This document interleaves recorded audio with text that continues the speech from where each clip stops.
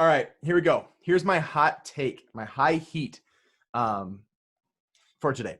So, high heat, July 13th, 2020. Mark this down. Jake Vossen is predicting that Mike Clevinger will be the 2020 Cy Young. And here's why. In 2019, Mike Clevinger started the season. Hey, get back here, Wesley.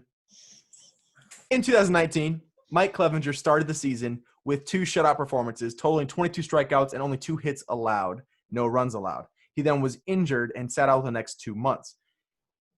He played a total of 21 games, right? So here's what I'm going to do. He ended with a 2.79 ERA and had a great season. But if we do this, we remove his first 2 games after he came back because he only played in 1 inning in his first start after he came back from his injury and only played in 4 innings. In both of them, he gave up a ton of runs. Coming back from an injury, that's not representative to me of that who that pitcher really was that season.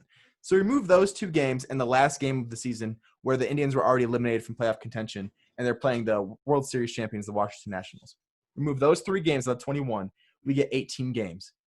In those 18 games, he threw 114 innings, 20 runs, 162 strikeouts, and 31 walks.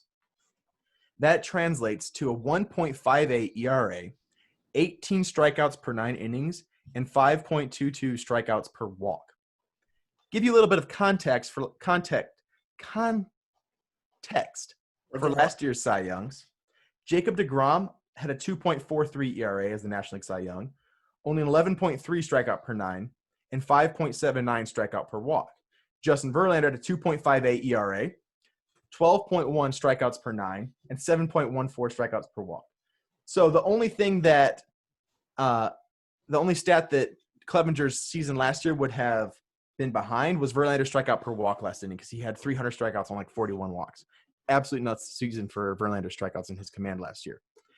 But we're talking about an 18-game sample that Clevinger had last year. And he's only going to have 12 games this season. So if you're able to say, look, he can do that in 18 games, what he can do in 12 games is easily the best season that anyone had last year. He can replicate that this year. I think he's got a really good chance to win the Cy Young. I know we've talked about Shane Bieber now. He's one of the best pitchers in baseball.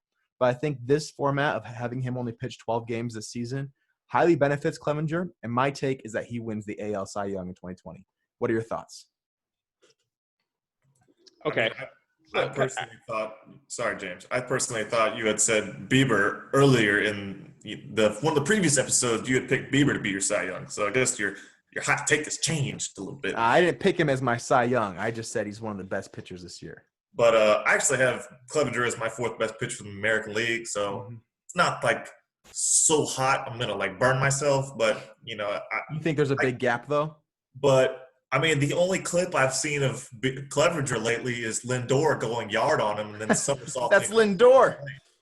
So, that was pretty cool, though. I'm glad you brought that up. He was running around the base paths yelling at Clevinger the whole time. And then when he gets to home plate, he does a somersault onto the plate in this inter-squad game. Towards ACL. So the only batter I've seen, Clevinger must have a 99 ERA right now. I'm not sure about that. Okay. So – you ever read the book in college, Lying with Stats? Because that's exactly what you just did. I did, in Stats too. You just took 3 complete games out of his repertoire. I told you that I did that. Yeah, but that I could do that with anybody and make their stats so much better. Oh, I took out 3 outliers, right? His games dramatically lined up to be far better than those 3 games, right? I took out 2 games immediately coming off of injury, which everyone coming off an injury, it's very rare that you're going to come back and be yourself. But 2 games coming off of injury. Just listen, that highly inflated his numbers because he got shelled, right? And then the last game is a game that didn't matter, and they're playing against the best team in baseball. It really did matter for them. So you take out 3 outliers and regress to the mean, his season represented a much better season. So that's not lying with statistics. That's showing the actual whole body of work is much better represented when you take out outliers. In statistical analysis, you often take out the outliers. So, like, I guess if you wanted, I could take out his very best game as well, and instead of just taking out his worst games, that would probably be more accurate to what he was as a pitcher. But I'm just saying, that last game he had, for instance, before the last game against the Redskins, he gave up like 6 runs in 5 innings. I'm sorry, the Washington Nationals. He gave up 6 runs in like 5 innings or something. Before that, he had a 2.33 ERA. In that one game, it jumped up to 2.79, right?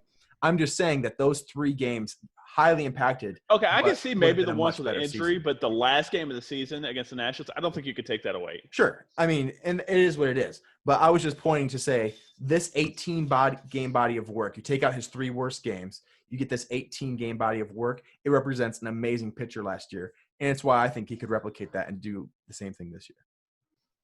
I'm not saying he should have been Cy Young last year or anything. I mean, he still had those 3 games. I'm just looking at that body of work and saying, this is who I think really represents who he is as a pitcher.